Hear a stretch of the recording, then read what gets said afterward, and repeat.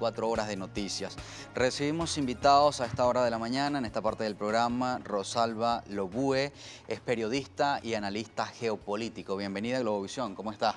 Muchísimas gracias, bueno, por el espacio y más a esta hora tan temprano para analizar un poco el acontecer mundial. Lo pronuncié bien, ¿no? Lobue. Sí, correcto. Bien, bueno, el tema de Venezuela es bastante complejo en el contexto internacional, evidentemente. Parece que seguimos siendo el centro de atención de las miradas desde todo punto de vista. Y alguien pudiera pensar que Estados Unidos no debería prestar o poner sus ojos en Venezuela, porque somos un país relativamente pequeño. Sin embargo, parece que le interesa mucho a Estados Unidos la situación de Venezuela. Preguntarle por qué. Bueno, si podemos hacer un poco de recuento, hemos visto la administración Biden dar sus primeros pasos tanto en la reunión del G7 como recientemente en la Conferencia de Seguridad de Múnich. Y entonces allí podemos observar pues 4 grandes focos de atención o vectores de atención para tratar de nuevamente imponer, bajo lo que es la doctrina Monroe, imponer pues ese destino manifiesto de los Estados Unidos en decidir a nivel mundial quién puede ser bueno para los intereses estadounidenses y quién no. Y en esos 4 puntos de apoyo estamos hablando de Rusia, China, Irán y Venezuela. ¿Y Venezuela por qué? Porque gracias a Venezuela, pues en el año 2005 no pudo consolidarse la estrategia de los Estados Unidos de imponer el ALCA, sino que nace el ALBA como la alternativa bolivariana para los pueblos de la América, de nuestra América, y es precisamente pues lo que se viene a tratar, estos tratados, el Tratado de Transatlántico, que es recientemente, y por supuesto desde Venezuela, pues controlado el vector Venezuela, pues tratar de imponer o de hacer nacer esta estrategia de lo que es el Tratado de Libre Comercio para las Américas, el ALCA. Ahora, analizando el discurso del presidente Biden acerca de la recuperación de los espacios, pudiéramos entenderlo como volver nuevamente a la política que tenía Estados Unidos, no solo en el caso de Venezuela, sino estas otras 3 potencias. Estamos hablando de Irán, estamos hablando también del tema de Rusia y China. Sus palabras en su discurso, en lo que fue la Conferencia de Seguridad de Múnich y la invocación del artículo 5 en este Tratado Transatlántico y otros tratados con la Unión Europea, pues está haciendo un llamamiento. Y ese artículo 5 habla de que, bueno, unidos todos, mi enemigo también es el enemigo de todos ustedes. Y es un llamamiento a que, bueno, vamos a hacer una recuperación económica. Pero es que la crisis económica de la Unión Europea fue precisamente gestada, articulada por una estrategia de desestabilización que trató de iniciar en el año 2014 contra Rusia y contra Venezuela en su momento, en estos 2 focos de conflictos en la región. Y estamos hablando de que, como lo comentaba recientemente, en el año 2014 es cuando se producen las sanciones y los bloqueos contra Rusia e inician las guarimbas en Venezuela, al mismo tiempo que en ese escenario de crear espacios de conflicto, el equivalente a la Colombia con Venezuela para Rusia es Ucrania. Entonces, esos 2 espacios de poder, una Ucrania que aspira a ser parte, miembro de la Unión Europea, no desde ahora, sino desde hace mucho tiempo. Entonces, por supuesto que la Unión Europea cae en una crisis económica, ya que pensó desde los Estados Unidos, o la administración de los Estados Unidos pensaba que, sumado un bloqueo de Canadá, Estados Unidos, Unión Europea y Australia contra Rusia, pues Rusia se iba a doblegar. ¿Por qué sucedió en ese momento? En ese momento, pues Rusia, el intercambio económico comercial con la Unión Europea era muy desarrollado, muy amplio y por supuesto desaceleró el aparato productivo nacional. Hoy por hoy vemos a una Rusia más soberana, más independiente, con mayor autodeterminación y protección hacia sus pueblos. Pero se ve afectada también en su momento, ¿no? Por esta asfixia económica. Por supuesto, por eso el presidente Vladimir Putin en el año 2015 plantea el plan anticrisis, ese plan anticrisis que fue la reconstrucción del Estado y la activación del aparato productivo nacional. Pero a su vez, en política no hay vacío, y eso hay que tenerlo claro, y en los espacios económicos menos todavía, porque no hablamos de amigos ni de enemigos, como trata de imponer la visión o a través del discurso Biden. El discurso, claro. Sino estamos hablando de los intereses económicos comerciales. Entonces, esa retirada, Estados Unidos realmente dio un paso atrás para ahora dar 2 pasos adelante, para volver Tomando a someter. impulso, digamos. Correcto, y tratar de someter a la Unión Europea a los intereses de los Estados Unidos, a decirle yo soy el que, según la teoría de Mao Zedong, de los mundos del Mao Zedong, pues yo soy el ganador del primer mundo y yo sigo direccionando la política exterior. Entonces vemos a una Unión Europea en donde ante la ausencia de este aliado estratégico, pues entonces comienza a desarrollar alianzas económicas, comerciales con China. China en estos últimos años ha hecho grandes inversiones en la Unión Europea, o mejor dicho, más allá de la Unión Europea, en los países de Europa, además de ello. Y Rusia, por su lado, pues avanzando en el tema energético, pues ha ido, por supuesto, en alianza con Alemania, desarrollando este gran proyecto gasífero Nord Stream 2. Entonces, ahora, me llama la atención algo interesante, ¿no? Estamos hablando de potencias mundiales. Rusia, evidentemente, una potencia. China, incluso Irán, también tiene un gran potencial. Y Venezuela está dentro de estos 4 vectores que usted menciona. Parece que Estados Unidos da mucha importancia a Venezuela al colocarlos en un nivel, digamos, tan importante, en esta lista de potencias. ¿Por qué? no es en vano, y no es ni sobreestimar ni subestimar. Debemos aprender a mirarnos en nuestra posición geopolítica y geoestratégica. En primer lugar, nuestra ubicación geopolítica y geoestratégica hacia el Atlántico y, por supuesto, hacia la cuenca del Caribe. Nuestra ubicación geopolítica y geoestratégica nos conecta con el mundo con mucha facilidad. No en vano, el presidente Chávez en su momento decía con total seguridad que Venezuela es y será una potencia. Ahora estamos justamente en el periodo Maduro, estamos hablando de una etapa en donde, como te decía, y no lo puedo dejar de lado, las 4 o las 3 banderas con las que Estados Unidos pretende en su discurso tratar de avanzar hacia los distintos países, hacia nosotros, los 4 vectores. Venezuela, geopolítica y geoestratégicamente, no solamente por los recursos, desde Venezuela somos la puerta de entrada a Suramérica completa e íntegra. O sea, que es una estrategia comercial. Es además, no es solamente una estrategia comercial. O sea, con un fin comercial, quiero decir. No es solamente una estrategia con un fin comercial, es devolvernos al patio trasero, ya que desde los Estados Unidos pues se pretende controlar todo lo que es Latinoamérica, Centroamérica, el Caribe y Suramérica. Pero es que desde Venezuela nacen estas ideas, no solamente hace 200 años con Bolívar, con Miranda, sino que hoy por hoy con Chávez y con Maduro, y ahora más que nunca estamos hablando de mecanismos de integración supranacional en la región como ALBA TCP, como por ejemplo Petrocaribe, UNASUR. Y esas estrategias fueron impulsadas desde Venezuela y en alianza estratégica. Entonces podemos decir que tanto ALBA TCP como UNASUR pudiese tranquilamente ser un mecanismo de integración supranacional como lo es la Unión Europea. ¿Y pueden resurgir?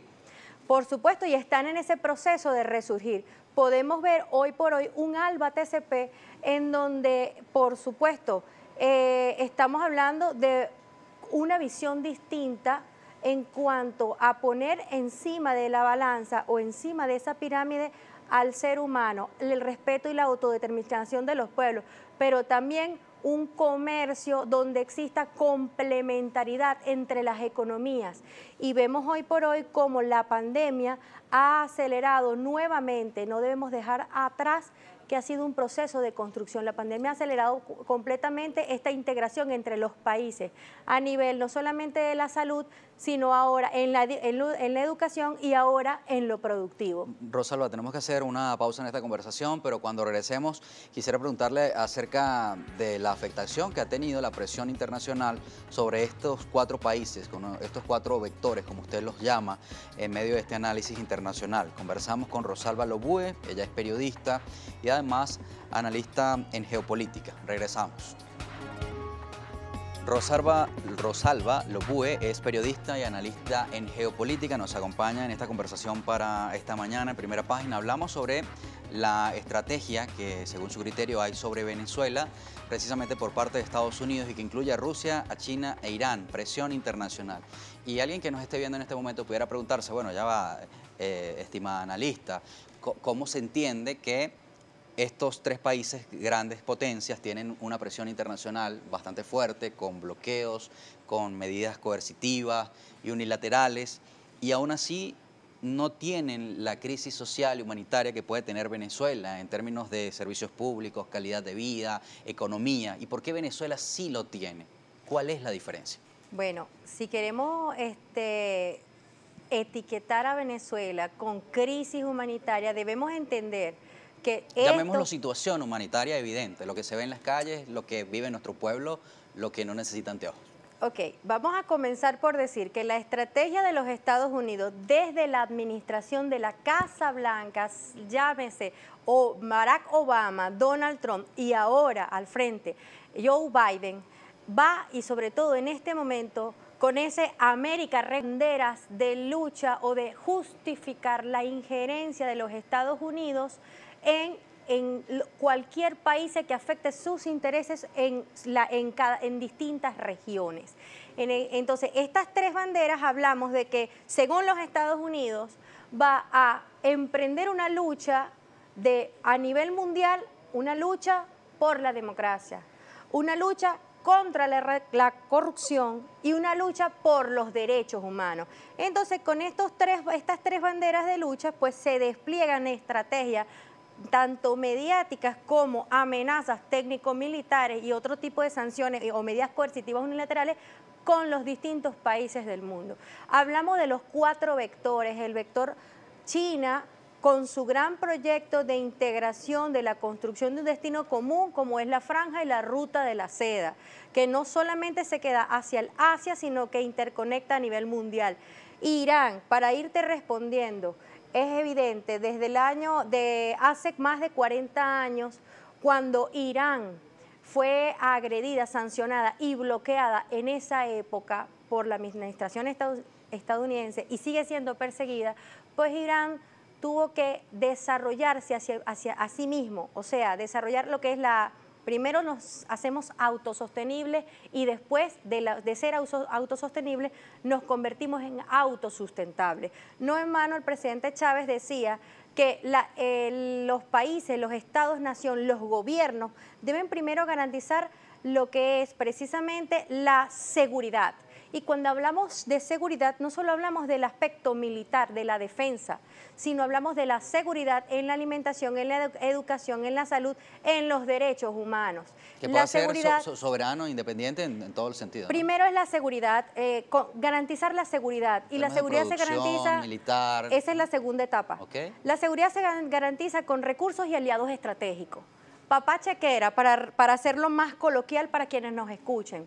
La seguridad significa que no falte nada en casa y en este momento con el bloqueo que tenemos y la represión de nuestros recursos e incluso la sustracción de nuestro oro, del petróleo, de Citgo, precisamente trataron de limitar nuestros recursos económicos financieros y hemos trabajado con los aliados estratégicos, con aliados estratégicos.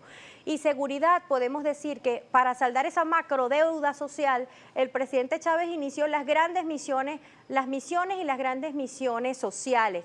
Con esas misiones y grandes misiones sociales, progresivamente se quiso saldar esa macrodeuda social en el país y la macrodeuda social va orientada justamente a la protección de los derechos humanos de los y las ciudadanas, de que tengamos alimentación, que el mecanismo ahora se llama CLAP, en su momento era el Mercal, que el mecanismo es barrio adentro, estamos garantizando que el mecanismo en la misión Robinson, la misión Sucre, atendemos a lo que son los derechos humanos. Ahora, pero usted dice que la estrategia sería para lograr esa independencia, esa autodeterminación en todos los términos, que en casa no falte nada, pero en Venezuela falta mucho.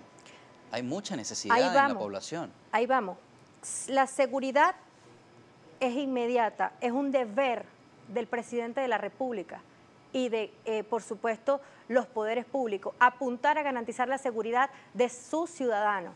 Construir la soberanía no es un proceso inmediato, 10, 20, 30, 40 años para construir la soberanía de un país.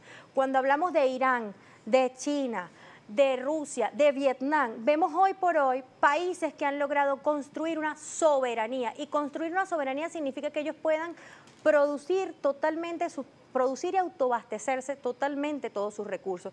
Entonces hablamos de que seguridad y soberanía son dos conceptos muy importantes. Nosotros estamos ante ese proceso, ante ese tránsito. Venimos de 5, 7 años de una guerra económica, un bloqueo, medidas coercitivas unilaterales, todo este escenario, guerra mediática internacional, y hoy por hoy podemos ver a los y las venezolanas unidos en los distintos factores, tanto de la oposición como del gobierno, con un solo interés: defender a la nación, defender los intereses de la República y de los y las ciudadanos. Y por eso emerge una nueva Asamblea Nacional, la cual ha ganado el 6 de diciembre de manera democrática mediante el voto y la participación de quienes quisieron participar, tanto en la contienda electoral como por ir a votar, ejercieron su derecho soberano. Entonces podemos observar hoy por hoy cómo incluso en la Asamblea Nacional, al más alto nivel, a petición además del presidente de la República, se están haciendo la presentación y la presentación de la memoria y cuenta y las interpelaciones a cada uno de los ministros, la rendición de cuentas. Entonces la Asamblea Nacional está en pleno. Bastante falta hace, ¿no? Es necesario y precisamente reconstruir el Parlamento como el espacio de debate político de mayor altura y de reconocimiento internacional, como lo es la Asamblea Nacional desde sus distintas fracciones. Entonces, estamos viendo que hay un diálogo democrático. Cumplimos perfectamente y estamos en ese proceso después de una Asamblea Nacional de 5 años que se dedicó precisamente a tratar de entregar al país a los intereses de los Estados Unidos. ¿Cuánto tiempo le puede costar a Venezuela alcanzar esa seguridad a la que usted se refiere?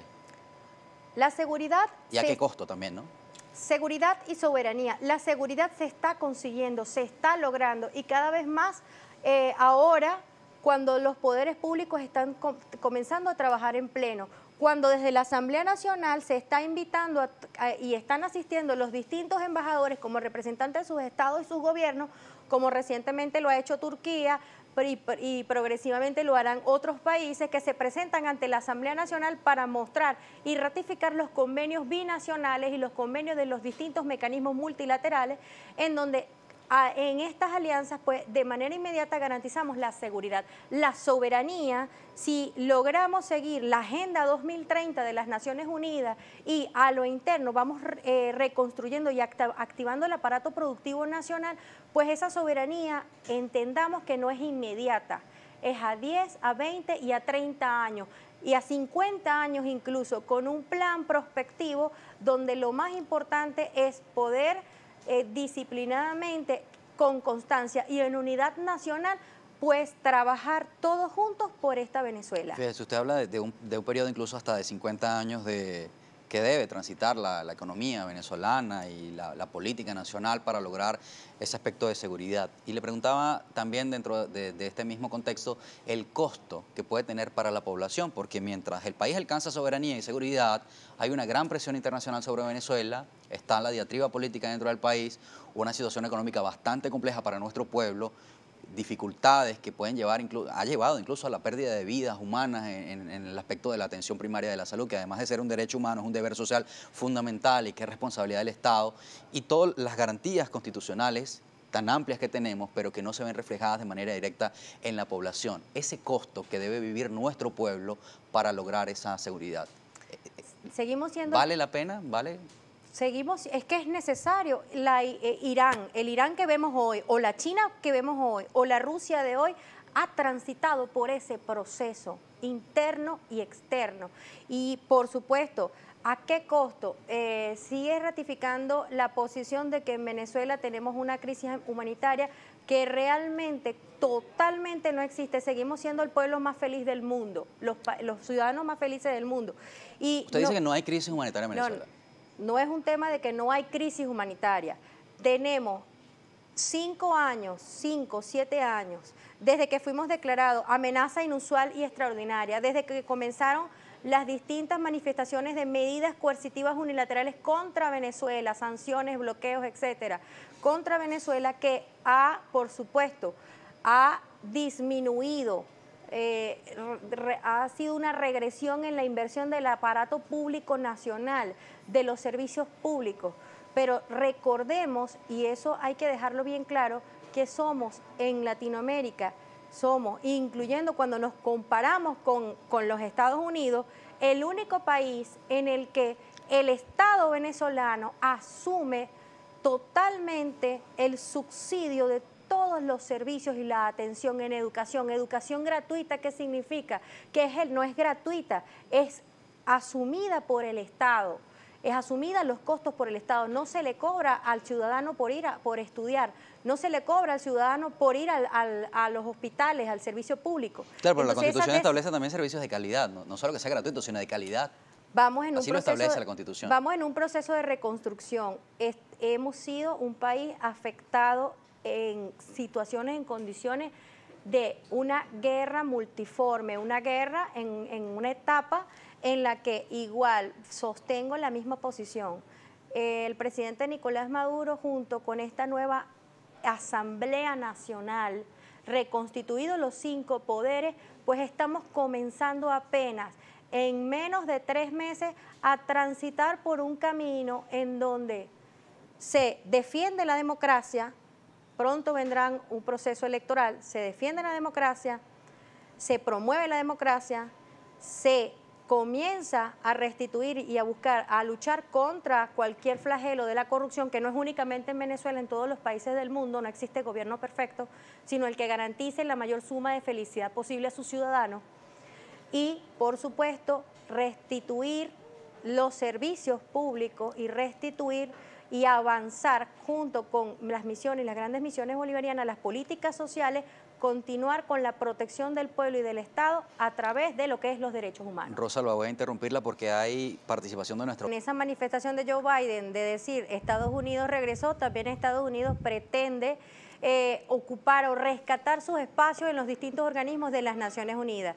Pudiésemos interpretar con estas palabras o esta declaración de Michelle Bachelet que está desconociendo o poniendo en tela de juicio la reciente visita de una de las representantes de las Naciones Unidas para los derechos humanos, en donde, por supuesto, pues su informe claramente especifica que más bien hay una violación a los derechos humanos de los y las venezolanas con estas sanciones y medidas coercitivas unilaterales, y que pide la eliminación o el cese de este bloqueo.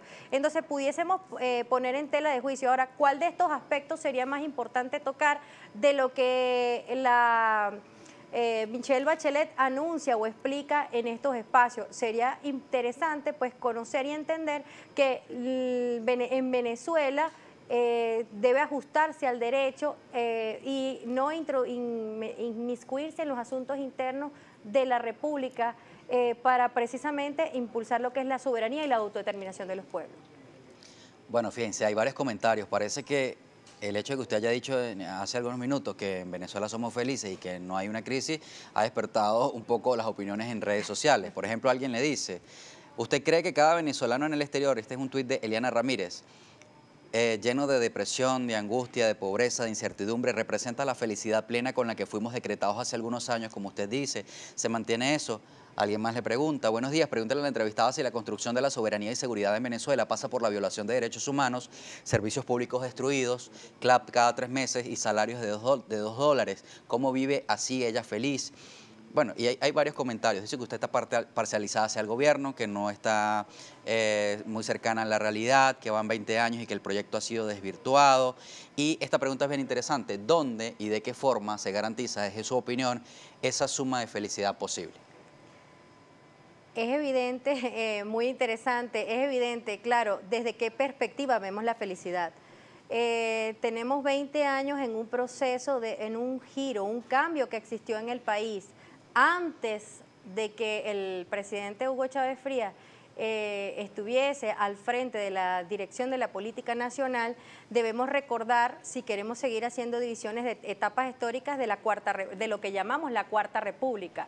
Y en ese proceso de comparación es muy normal comprender y entender que en este momento estamos atravesando por una crisis económica principalmente, pero debemos recordar, cuando hablo que un Estado debe garantizar la mayor suma de felicidad posible, es porque en lo interno, en lo que es la cultura y la idiosincrasia del venezolano, hoy por hoy vemos cómo se ha reinventado en el proceso de lo que es el accionar de lo económico, comercial, de la parte económica.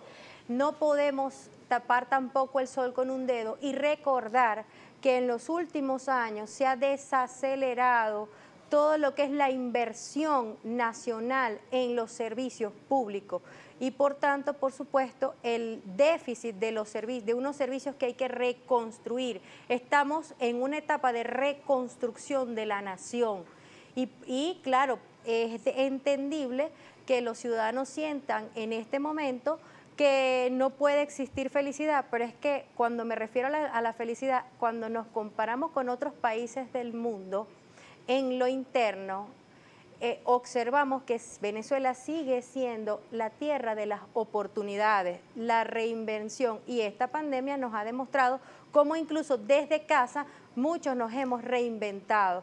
Que es un proceso largo, por supuesto. Después de una Primera o Segunda Guerra Mundial, como la vivió Europa y otros países en el mundo, no se pudo reconstruir Europa y otros países del mundo después de una Segunda Guerra Mundial en un día, en un año, en 5 años. Se necesitaron 10, 20, 30 y hasta 50 años.